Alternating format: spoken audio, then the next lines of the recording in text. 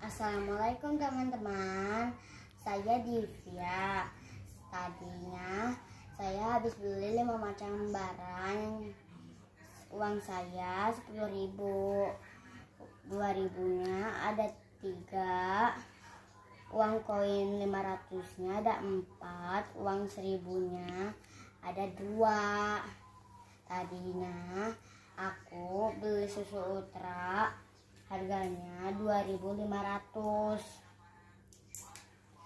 Lalu aku beli agar, harganya juga sama 2.500.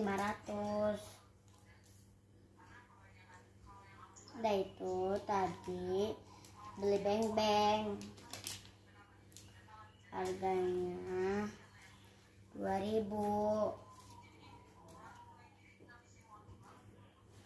Itu Oreo, harganya 2.000.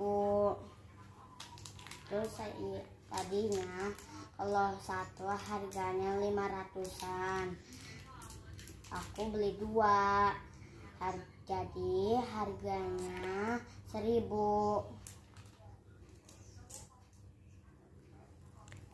Oke teman-teman, sekarang uang aku sudah habis karena sudah dibeli 5 macam barang. Waalaikumsalam warahmatullahi wabarakatuh.